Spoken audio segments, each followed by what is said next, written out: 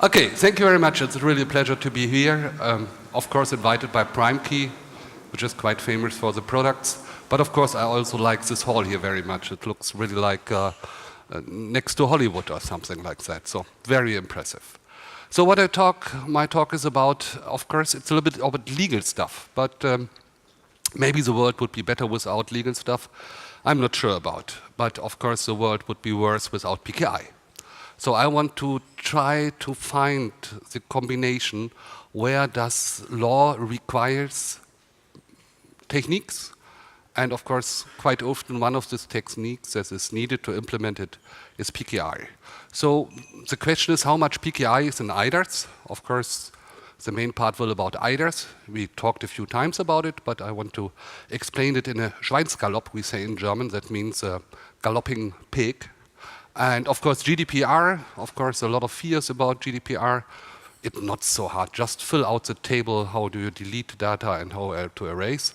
And of course PSD2, that's also quite interesting. But I want to start for the reason why eIDAS is done. And that's of course, it's a strong motivation, especially for us in Europe and also still after the Brexit, we have a very high motivation for a digital single market. We want to have, especially now, if we have some conflicts with borders around Europe, we want to have very strong internal trade inside the European Union, and especially also in the field of digitals.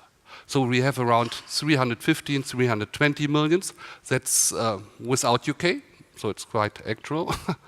But I still hope that Brexit doesn't happen, so I'm really pressing the thumbs that we keep our friends from UK with us, especially also in standardization and all these things. And we need always people who talk very good English. That's also important for us in Europe. So native mother tongues. Okay, so there's a potential of this digital single market, and it's really, the number is correct. It's around 400 billion euros. So because there's a very high potential to have no longer borders between trade, also electronic trade and electronic communication between the European nations. If you look what happens now, how internal or how trade is done now, of course we have this ugly word about GAFAM, Google, Amazon, Facebook and Microsoft, still Microsoft, yes, of course, but we also shouldn't forget Baidu and Tencent and the others. And of course Google gave a very, very good impression how does this understanding of the market works, because Google is trusted by it's an own ecosystem. So it's not a one ecosystem depending on different nations, different flavors, different languages, or different trust service provider. That's one solution in all. And maybe eIDAS is also an idea, but it's older than Google. But maybe it's also an idea to put these things together. But if you look to the digital trade today, of course, and it's an official picture from the European Commission made by a very expensive consultancy company with 3 letters. And they made this, and of course 54% of the trade, digital trade, is done with American companies. I think there will be a significant shift to Chinese companies. So I get a lot of advertisement now from Baidu and other organizations like that. Maybe India has also a role, but the role of internal Europe trades between Germany and Poland or Sweden and other countries, maybe Sweden and Denmark, but not Sweden and France, I think, that's quite poor. So that's a concept. And in the year 2001, we started with a directive on electronic signatures. And it was a directive. That means it has to be implemented in national law, and doesn't work very well. So now we have eIDAS, that's not a directive, that's a regulation. But of course, to put a regulation like that into practice, you have a lot of challenges. Let's say it's positive, a lot of challenges. Especially if you look to the left side, you have to have a demand for trust, security and convenience. We are talking about trust service providers. That's of course nice. But we have also to think about the trust service consumer. Who are the consumers of trust? On the other side, of course, you have to have something called seamless experience. Okay, seamless sounds very nice. In German we say nahtlos, but what does it mean in trade between Germany and Poland? It's not seamless. It's another understanding, another wrapping of the gifts, another delivery services and things like that. To get this seamless, that's not very easy. And to keep this example, Sweden has the Svenska krona, Poland has still the zloty, so it's a not euro environment. That makes also the things quite difficult. Of course, then we have the reliable simplicity and security as factors to get it up. That's also another challenge. And of course, making digital signatures, for example, or trade was quite easy with these old PCs under the desk with a van making some noise. But of course, it was quite easy to install programs by your own, and you decide if it's correct or not. You can have some more sophisticated solution for what you see is what you get. And of course, you can connect a card reader and things like that. Now with this mobility solutions or with tablets, card reader are totally out of scope. It's maybe for security devices, but not for mobile or smart devices, of course. So that's to take into account. Then, of course, we have to do it cross-sector and cross-border, better regulatory alignment. We have still a lot of regulations in that field, not only in Germany, of course, in Sweden and other countries too. So we have to align them. And of course, it's about interoperability and federation of these different systems. So that's one of the main points, so to understand how does it works. And eIDAS wants to put two different systems together. And quite often, experts like us talk about eIDAS, but one is in chapter 2 and the other is in chapter 3. So I was invited 2 years ago to make a lecture in Norway about eIDAS, and I was well prepared to talk about part 3, trust services. That's my expertise, of course, working with Etsy and other forums like CAP Forum. But they needed somebody for part 2, that's this eID business. And both of them is eIDAS, and they put it together, but it's a little bit like man and woman. So eID is a little bit like the man, it's a little bit tough, it's regulated, and sometimes a little bit more ugly from my perspective. And the beauty part, of course, that's the trust services. They are more lovely and more attractive and more open in another way. And with eIDAS, we try to put both these pieces together. And they need it other. There's no trust service without identification or authentication, but there is no need for eID without trust services. So also maybe traveling can be a trust service. So they or we try to put it together. The first draft of the regulation was in the year 2012. And the first draft was much better than what we finally got. That's my personal opinion, but you can put it in the newspapers. But of course, if you understand how Europe works and how many people make the influence and how many lobbyists are working on it and how much misunderstandings are there between Austria and Germany and how many misunderstandings between also Swedish and other systems. For example, Bank ID, of course, has special understanding about how does PKI work than others. So put these pieces together. It's now together, it's glued together. The final version was published in July 2014, but it's not perfect. But what's perfect? So we have electronic identification, of course, on the one side, and we have the notification of the schemes. That means it's still under full control of the national state. How does identification work? And then they can issue passports, ID cards, or electronic eIDs as they want. And Germany was the first who notified his service on the level high to the other states. He was quite proud about it. But of course, Italy has done it now in a more smart way. They notified a more private scheme. That's also possible. But of course, now Germany is obliged to accept any identification and authentication caused by the Italian system. So that's, of course, one of the principles of eIDAS.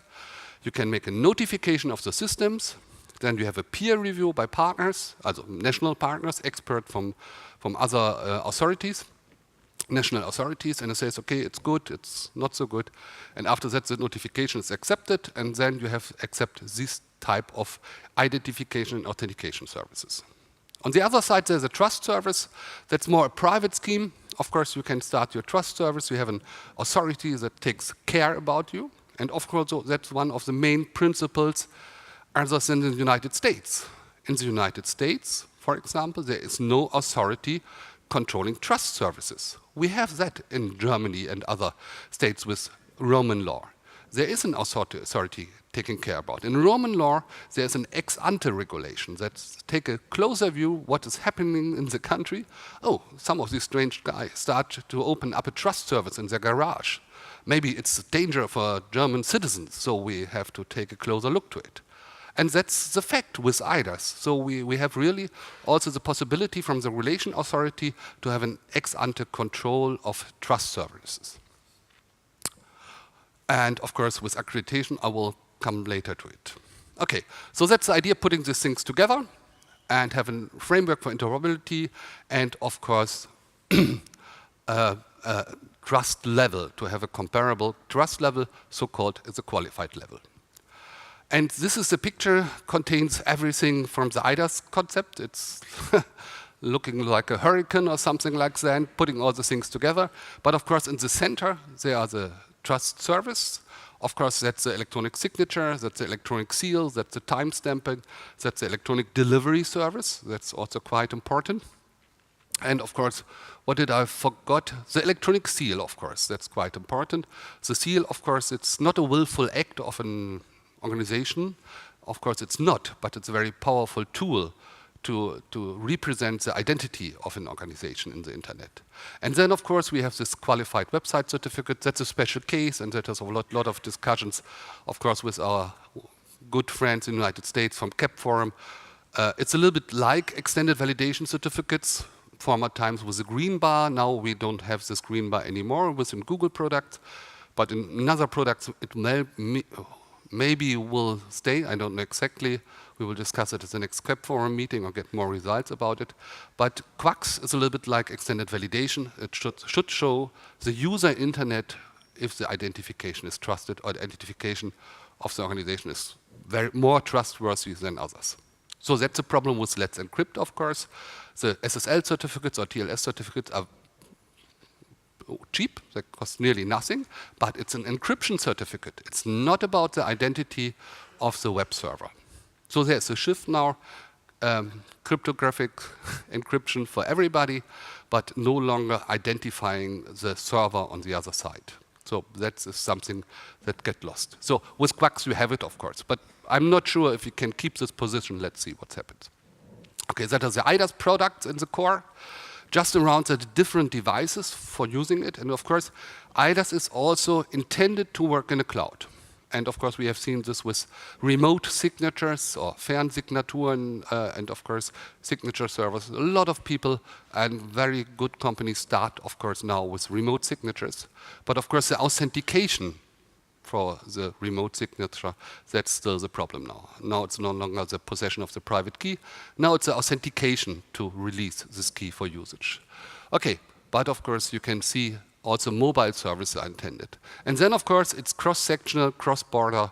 It has really the approach to get all the things in Europe together. Identification, authentication, and signatures. And that's of course, I think it's Sweden, isn't it? And on the other side, Spain. No, it's France, sorry, France. So between Sweden and France or other countries, just to have it. And of course, we'll come later to PSD2. It should be also work in the financial sector, also in the industry, and of course for governmental areas. But the implementation, of course, the architecture for eID is a totally other approach than the architecture for trust services. Trust service is just about X500, OCSP, and all the things we normally use within PKI. Here, of course, we have still the national systems, and they take SAML token to exchange data. They have defined new complex formats to exchange data, and just in one example to implement it. So it's very complex, but of course it's state-driven. They have a lot of money to do so.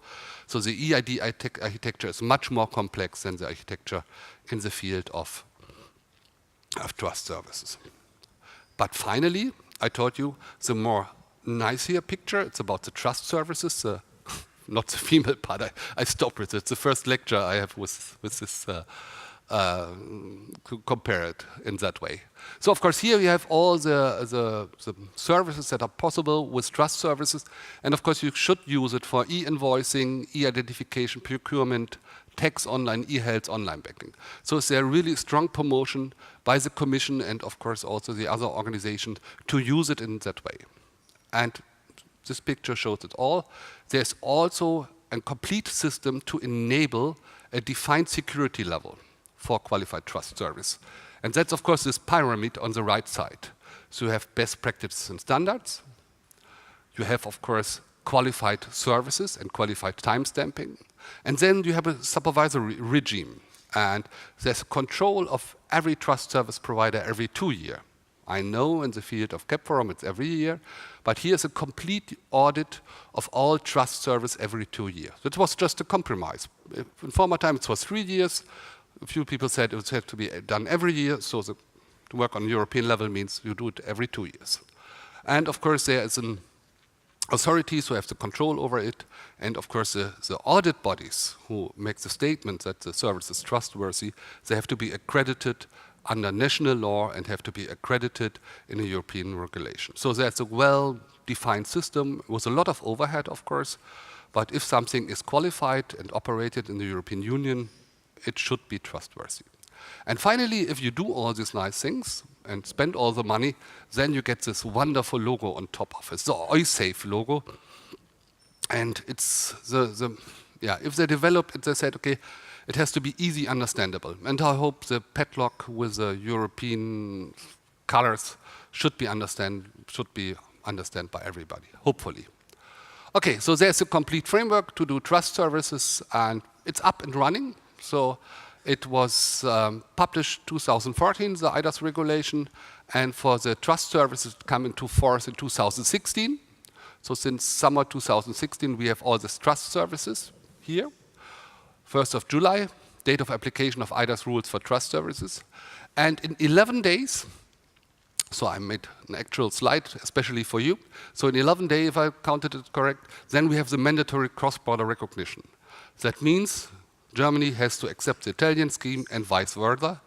And of course, if, for example, Bank ID or other schemes also have done the notification, then they have to be mutual accepted. And that's really strong, that's really powerful, and that's really an important step to an internal market. So now we have one part eID and we have trust services. Now we come to the part, okay, what should I do with it, with qualified or remote signature and things like that. And one of the branches where the application of eIDAS is, that's of course the single European payment area. Of course, you can see it over here.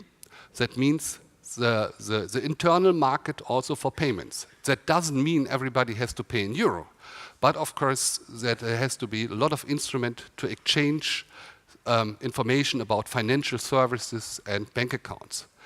In the former years, we had things like screen scraping. That means one financial service asks customers to give the data from their bank account to a third party and things like that. Now with SEPA, the Single European Payment Area, and the PSD2, Payment Service Directive, we have one type of regulation for it. So that's a way for one type of financial services. So to do this, we have the PSD2 directive, Payment Service Directive. And excuse, this slide, of course, has no pictures, it's just the text. But if you want to deal with the text of a law, I think it's the only way to put the letters on it, because you have to read it carefully. You don't have to do now. But if you're interested in how to convince maybe your management that they should invest in PKI and you're in the financial sector, then of course PSD2 is a very strong leverage. Because PSD2 mandates this know your customer principle together with the anti-money laundering, of course. And of course, everywhere is encryption and authentication. So it's about timestamps, of course. It's mandatory to use timestamps for the audits, for the logs. Of course, you shall use qualified certificates for electronic seals. And of course, it's mandated to use qualified website authentication certificates. So there is by a directive, all financial institutes in Europe are forced to use this eIDAS products. So there's no discussion. There is discussion still ongoing about, of course, always, if you have a law and two lawyers, you have two meanings. But of course, they really prepare now to handle these eIDAS things and handle qualified seals and qualified certificates. And of course, there's a lot of stuff about widely recognized encryption techniques.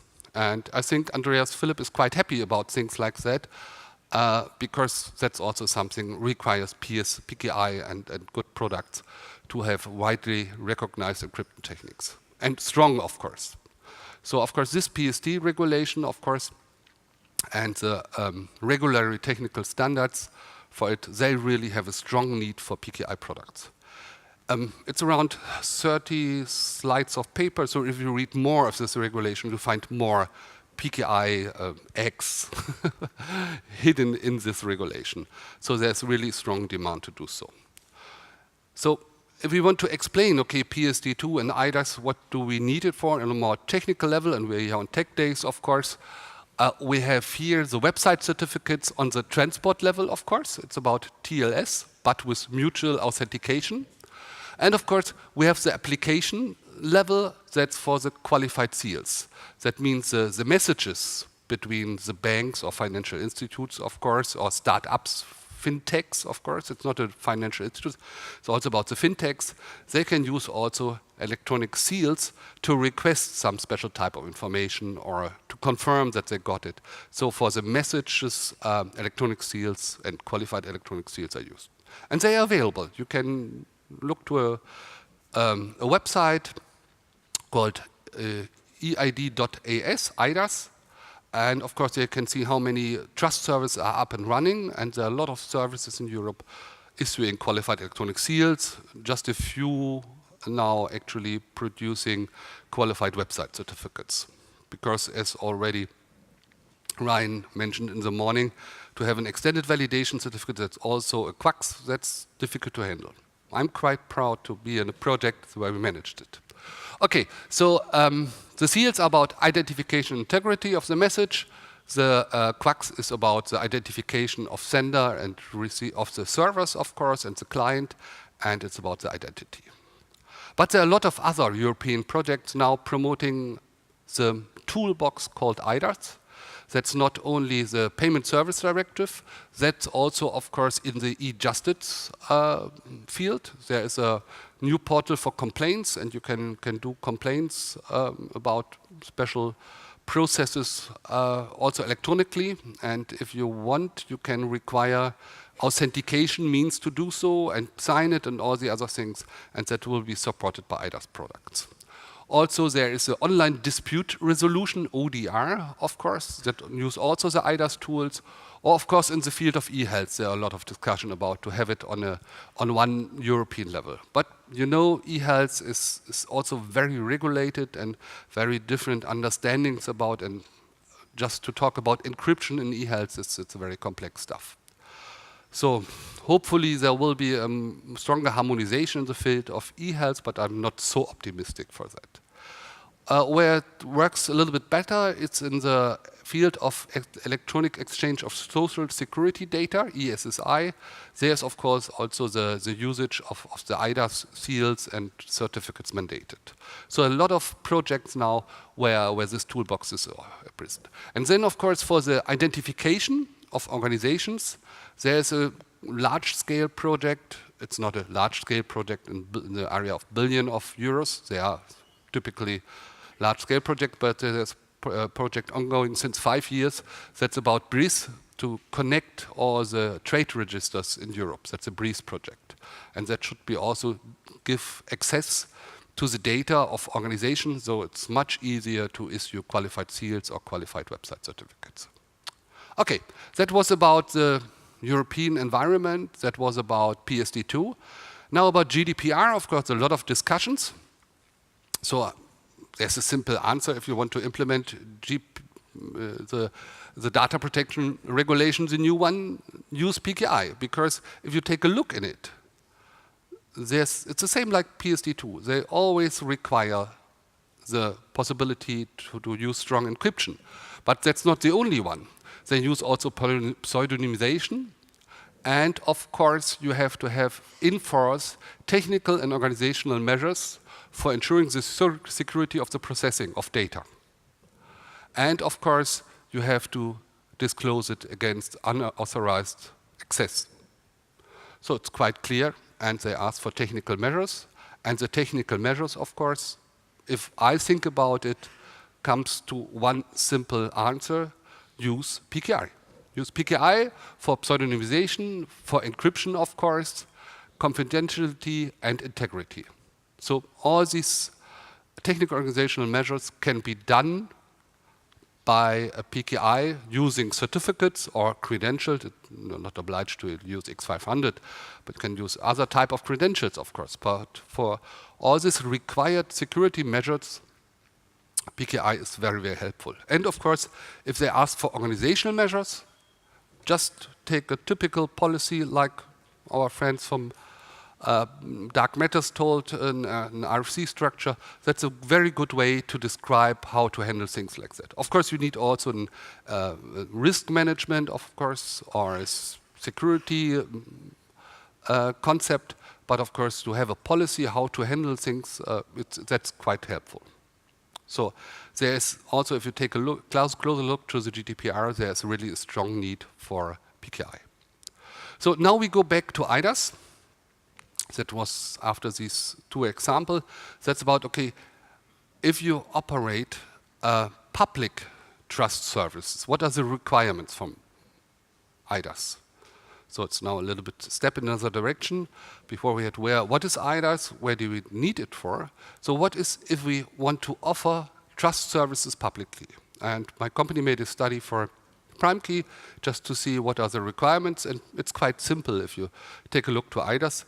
These five columns. I made a lecture before. I said it's laid on 5 pillows, but it was not 5 pillows, it was pillars. So sorry. Okay, but then you can see, of course, if the people follow what you say. So the 5 principles, of course, and the first one is data processing and protection, of course. So even if you are not qualified trust service provider, you're just trust service provider issuing certificates to the public.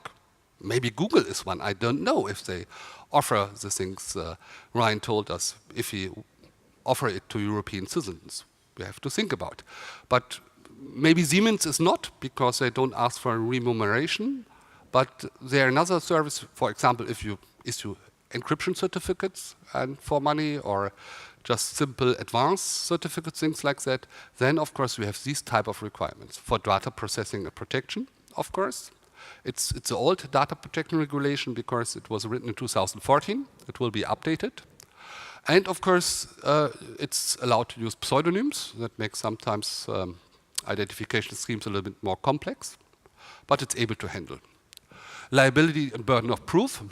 That means you have to have some ideas.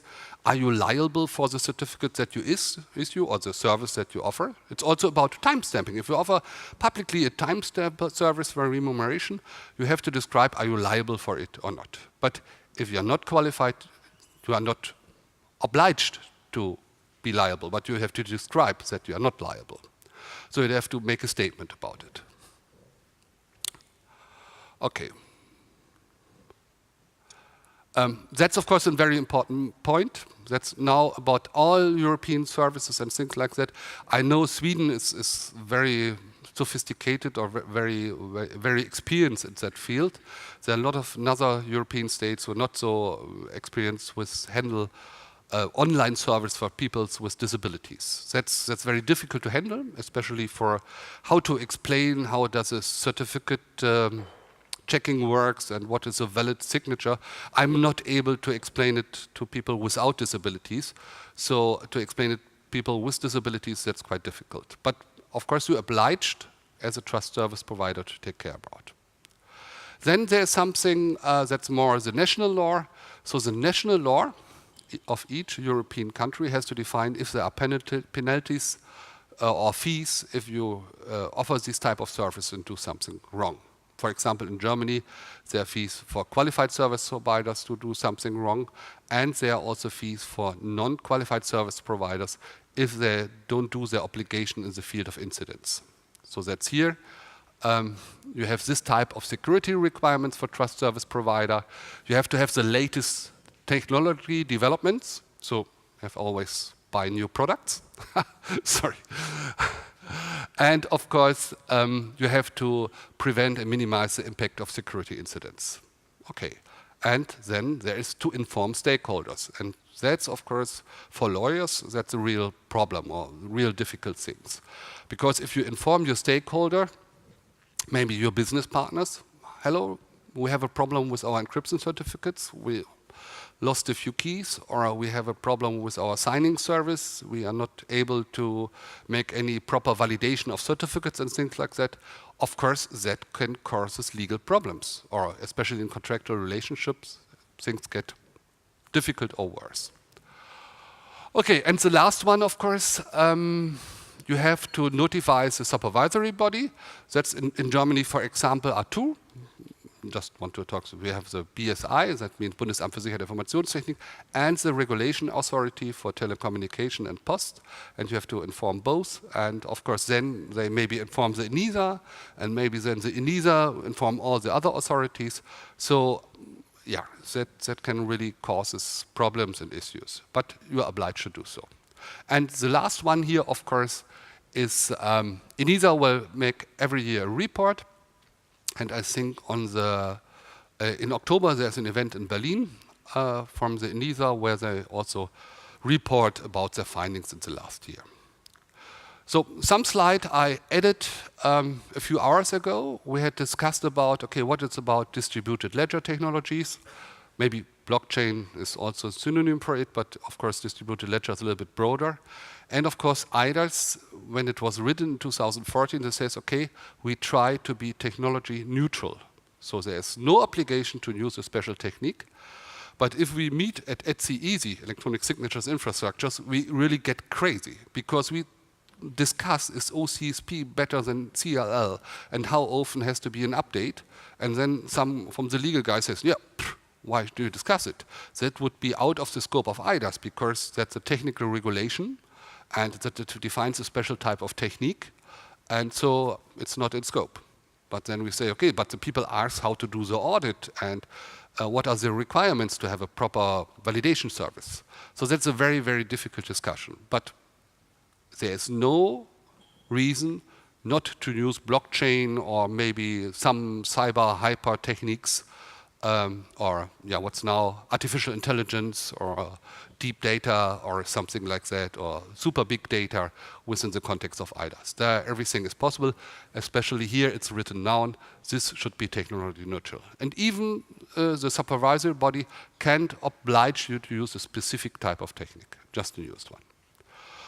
Of course, that's about the security framework. You have to use standards. If you're really interested in, that's the scheme. And of course, we handle out the slides, of course. It's we'll need one more, maybe 50 minutes to explain this, but believe me, after the disaster of standardization in the year 2000, between 2010 in Europe, about digital signatures, then we decided ETSI and CEN together to have one big picture. And that was a mandate, it was paid by the Commission, the mandate 460, and this picture is the outcome of this plan. So we have a clear set of papers describing the general framework with a numbering system. We have some guidance about crypto, but we at the EASY normally have the algo paper, and we recommended to make a European norm on crypto and how long you can use specific signatures or algorithms and to mandate it. But of course the national authority said, no, we don't want it. There is of course a SOGIS way to define it. So there's not an actual European norm about crypto or the usage of digital signatures or something like that. That was blocked. Okay. But of course we have a lot of standard about signing devices. So CEN was also very, very productive. And of course there are a lot of description how to use this type of signing devices. And of course, it's for PrimeKey, of course, it's also very relevant to take a look to it. And I think they managed it quite well. Then we have all the stuff about the signature creation and validation. And in 2 weeks, we will meet in ETSI, and then will be published also a paper about remote signing. as a final version of a European norm, and on the other side also for the validation of signatures. But to be honest, the validation of signatures and certificates is still a black art. So there's no simple use to do it. If you look into the diagrams how to do so, there's always a backdoor for specific validation procedures with specific validation models. Then, of course, we have the field of the policies. On the left side, the classical eIDAS services, validation service, timestamping, certificate seals. On the right side, the more sophisticated things. That means electronic registered delivery service and email. And something we didn't have finalized yet is the long-term preservation. So that's a set of norms. And on top of, the only one that's mandatory to use, that's the concept of the trust service status list. Because the trust service status list put all the national schemes of qualified service providers together, and each of the supervisory body has to issue a trust service status list with all the qualified providers and the name of the service and the status and the validations. And this will be put together in a list of lists, so the super list. And this is also described in an ETSI norm or ETSI standard, and this is mandatory to implement from every country. So that's mandate by ETSI. Okay, you're lucky we came to the last 3 slides. So if we take a closer look to the standards that are applicable for us, of course, we have one European norm that's how to do the conformity assessment. That's based on an ISO norm. 170.065, and that's an ISO norm, how to conduct audits and the qualification of the auditors. And there are a lot of principles and requirements. And we put it on European level in this paper, 319.401. So that means, I think the Norske Veritas is working on this European norm, and of course TÜV IT and LSTI in France, and of course Spanish and Italian audit bodies work on 319.401. They have a proper way to deal with their auditors. But there was nothing about the audit reports, and that was really one of the missing links. And a lot of one of the problems we had was the acceptance by the browser forum. So now we require more strict forms to have audit report and to publish it. But this set of standard sets that are in the medium, that's a set of policies, the generic requirements from ISO, from eIDAS based on ISO, and of course an advanced level and the qualified level. So there's really a complete set of European norms for any type of trust services. And if you put it together, we have an Excel list, and if you want to have it with all the funny requirements, no, they are not funny, it's around 780 requirements in total. So that's really impressive. Okay, so that's the big picture about, and then of course there are profiles, how to build up the certificates and tools. And in the study I made for PrimeKey, we have a closer look and said, okay, if you have this type of requirements, just an example, I didn't explain it now, but if there is a requirement, for example, for segregation of duties, that's one of the, of course, if you start with a policy and think about how to protect private keys, segregation of duties is very important. And there we have put in different tables examples how to implement it with the eIDAS technologies and how to put the right wording from this generic policy into a practice statement. So Andreas Philipp has this actual version of the study. Please ask him. I think he would be happy to distribute it.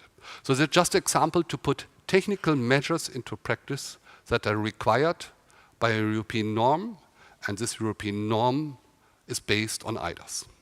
So I told you we come to an end. So putting together eID and trust services is something like the blue wonder. I don't know if it's, you understand what does it mean in Sweden. In Germany, a blue wonder, ein blaues Wunder, is something that happens and you don't know exactly what comes up and what follows, and it's a little bit like a miracle. So it can end up in a happy, like we heard before, state, or maybe it's more difficult.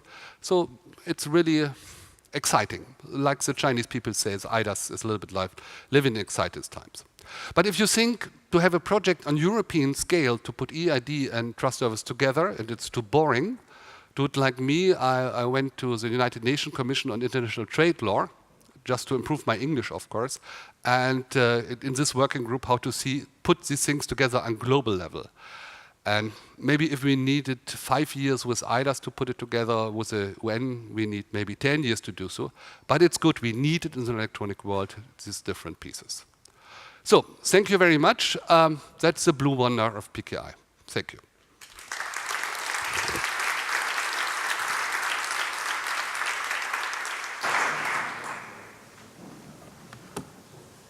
Thank you very much for a nice presentation. So we do have a couple of questions. First of all, I wanted to see if anybody wants to raise the hand. Good. Then while you are waiting, we're waiting for you. I have a couple of questions for you. There is somebody who asked, are the EESSI certificates mandated at the qualified level? No, they are not. They have to be followed by eIDAS, but it's not definitely in that they're qualified. There's a strong recommendation, but it's not absolutely mandatory. But I can show you, if you send me an email, the exact part of it, because it's still in the draft phase, and I think they don't mandate it. They strongly recommend it. Thank you. And then there is somebody who asked, does the GDPR affect the eIDAS in the sense that are the TSPs being checked for the stored PII?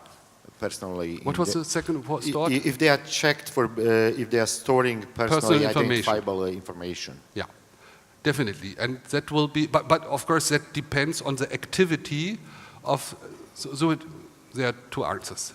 Of course, the data protection is part of the audit, mandatory. If you look into the ETSI requirements or also in the national implementing acts, there's always an obligation to data protection law, and yes, they are taking care about how to deal with it. For example, if the possibility is to get information what is stored, and of course that you have a clear path forward if somebody wants to require to erase all the data. And of course they will ask you, where did you got the consent to put some personal data in the certificate? That are the three questions. The main question. That, of course, should be part of the audit. A proper audit should deal with it. And, of course, a regulation authority, a supervisory body, sorry, in German it's called regulation authority, and to be honest, that's the role, of course. But the supervisory body, of course, can control it and can also give penalties if you didn't follow it. Yes, that's the case. But there's an interesting legal point, because eIDAS is not about the new GDPR, actually, it's about the old one. So the requirements are not so strict from a real legal perspective. That will change latest in 2020. So for the more questions, please catch up with Arno or post some more questions, and we will make sure that we are addressing them either later today or maybe tomorrow during the round And I'm available table. until tomorrow for lunch. So thank you very much, Arno. Thank you.